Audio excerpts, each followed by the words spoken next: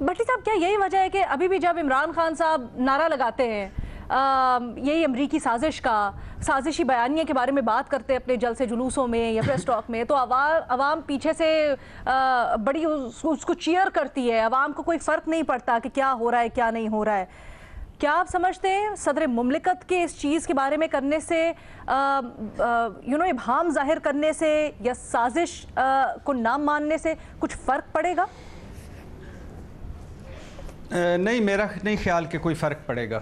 اس سوال جو آپ کا ہے کہ کوئی فرق پڑے گا، میرا نہیں خیال کہ فرق پڑے گا. بالکل ٹھیک کہا ریما صاحبہ نے. D G I S P R نے کہا کہ سازش نہیں ہوئی. عدلیہ میں جب یہ سائفر گیا تو اس وقت چیف جسٹس صاحب کی رولنگ جو آئی، انہوں نے بھی اس کو اس قابل نہ سمجھا کہ اس پہ بات کی جائے. اچھا، قومی سلامتی کونسل کے 2 اجلاس ہوئے، دونوں میں انہوں نے کہا کہ سازش نہیں ہوئی، مداخلت ہے، ان ڈپلومیٹک لینگویج ہے.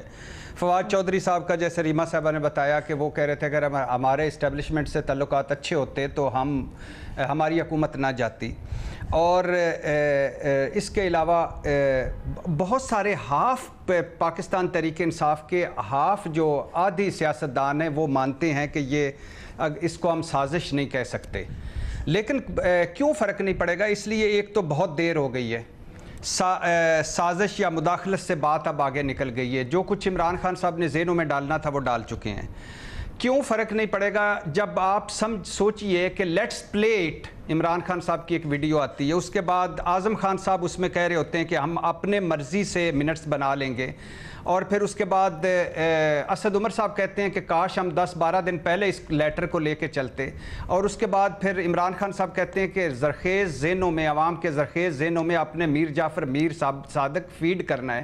اس کے باوجود یقین کریں کہ میں جب گلیوں محلوں میں جاتا ہوں تو کوئی فرق نہیں مجھے نظر آتا. کوئی 19-20 ہو سکتا ہے لیکن فرق نظر نہیں آتا. لوگ کیوں؟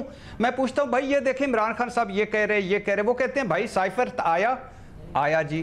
اچھا، یہ اس میں طریقے عدم اعتماد کا ذکر تھا جی. اچھا، یہ طریقے عدم اعتماد سے پہلے کی بات ہے. اور قومی سلامتی کونسل نے مانا کہ مداخلت ہے، ان ڈپلومیٹک ہے، لینگویج ہے، سخت لینگویج. امریکہ عمران خان کو ناپسند کرتا تھا جی.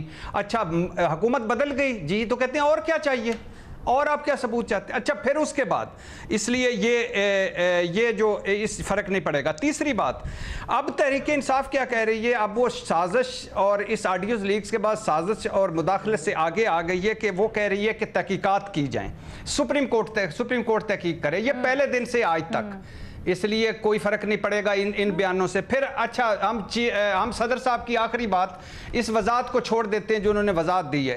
وہ کہتے ہیں میں نے چیف جسٹس صاحب کو خط بھیجا، آئی ایم کنونسڈ کہ اس پر تحقیقات ہونی چاہیے. اب یہ تو سارے کہہ رہے ہیں، میں اس پر کنونسڈ نہیں ہوں کہ، اور مجھے شبہات ہیں کہ سازش کوئی ہوئی ہے. مگر وہ کیا کہہ رہے ہیں؟ لیاقت علی خان کا قتل ہوا، ایوب خان نے اپنی کتاب میں جب لکھا فرینڈز ناٹ ماسٹر تو ان کا جو انجام ہوا، بھٹو صاحب نے خط لہرایا جس میں لکھا ہوا تھا ہم تمہارے جو ہم تمہارے ساتھ جو حشر کر دیں گے بھٹو صاحب کا وہ، اور ضیاء الحق کا جہاز کریش ہو گیا، اوجڑی کیمپ دھماکہ ہوا، ایبٹ آباد، میمو گیٹ. لہٰذا کسی کا کچھ نہیں نکلا، اور ان کا کہنا تھا کہ کسی نہ کسی کے پیچھے امریکہ تو یا کچھ بیرونی سازش تھی. لہٰذا اور پھر انہوں نے ایک آخری بات میڈم شیخ یہ بتایا کہ ایران میں رجیم چینج ہوا. ایران آخری بات ایک سیکنڈ. ایران میں وہ کہتے ہیں صدر عارف علوی کہ ایران میں رجیم چینج ہوا 50 سال بعد پتہ چلا، چلی میں رجیم چینج ہوا کئی سالوں بعد پتہ چلا. تو لہٰذا تحقیقات ہونی چاہیے، اور یہی طریقے انصاف کہہ رہی ہے تحقیقات ہونی چاہیے. تو آپ نہیں، میں ریپیٹ کر رہا ہوں کہ آپ نے مجھ سے پوچھا تھا نا کہ اس سے فرق پڑے گا نہیں پڑے گا. میں اس کو سر مجھے صرف یہ ہاں نہیں وہ تو بڑی اچھی طرح آپ نے اپنا پوائنٹ، یہ عمران خان صاحب کو پلس پوائنٹ جائے گا. یہ اس کے بعد عمران خان کو پلس پوائنٹ جائے گا اگر تحقیقات سے کچھ نہ نکلا تو. ہاں جی پوچھئے. ٹھیک ہے سر، ہم نے بڑی توجہ سے ہم سب نے انٹرویو دیکھا، آپ نے ہم سے زیادہ توجہ سے دیکھا. اس کے بعد ہمیں سب کو پتا ہے کہ صدر عارف علوی نے کیا کہا، ہم نے چلا بھی دیا. اس کے بعد پھر آج صبح صدر صاحب ایک وضاحت جاری کر دیتے ہیں کہ وہ آؤٹ آف کانٹیکسٹ سیاق و سباق سے ہٹ کر لیا گیا. اس کی وجہ کیا ہے؟ حالانکہ وہ تو کہتے ہیں، انہوں نے بار بار انٹرویو میں یہ بھی کہا کہ نہیں جی میں پی ٹی آئی میرا ماضی ہے، وہ تھے، انہوں نے میرے لیے یہ صدارت فیوچر ڈیسائیڈ کیا میرا، میں اس لیے صدر مملکت کی حیثیت سے اب سوچتا ہوں. تو آج جو انہوں نے کیا وہ صدر مملکت کی حیثیت سے وضاحت کی؟ मैडम शेख 45 सेकंड चाहिए सिर्फ।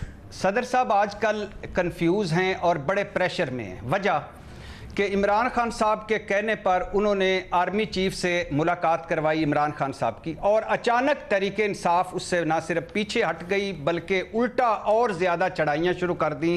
तो सदर साहब इस वजह से भी प्रेशर में हैं। सदर साहब इस वजह से प्रेशर में है कि उन्होंने एक बहुत अच्छी तकरीर की, और जी ये बहुत सारे कंफर्म कर चुके हैं। सलीम साफ़ी साहब इस पे कॉलम लिख चुके हैं। अच्छा, और उनको बकौल हफीजुल्लाह न्याई साहब कभी किसी ने आगे से नहीं कहा कि आप ये गलत है या सही। अच्छा, फिर आगे आ जाइए। आगे ये है कि सदर साहब को ने जब मिसाल के तौर पे ये जो तकरीर फरमाई, और जिसमें पीटीआई के सेनेटर्स ने भी बड़ा गलत किया उनमें शिरकत ना करके, लेकिन वज़ीर आज़म और उनके पूरे लोगों ने जाके कोई शामिल नहीं हुए, पार्लियामेंट की तजलील की और सदारती ओहदे की तजलील की। खा वो जिस तरह भी उनका कंडक्ट था उनको होना चाहिए था, ये भी प्रेशर है। फिर उन पे आर्टिकल 6 लगने का प्रेशर वो जो है, और फिर उस पे ख्वाजा आसिफ साहब, मैं हैरान हूँ, जो मुशर्रफ साहब से लाइन बनाकर हलफ ले रहे थे, और प्रेसिडेंट मुशर्रफ से जो असेंबली भी तोड़ी, इनको जेलें भी करवाई, वो आरिफ अलवी साहब से की तकरीर नहीं सुनने गए थे। तो सदर साहब चारों तरफ से कहने का मकसद है प्रेशर में है इस वक्त, और वो कभी लेफ्ट हो जाते हैं, कभी राइट हो जाते हैं, कभी पीटीआई, कभी नहीं, कभी ऊपर कभी नीचे। तो लेकिन बेसिक बुनियादी चीज़ है कि मामला आगे जा चुका है। अब सदर साहब इस पे और भी वजाहतें देंगे। अच्छा ठीक है।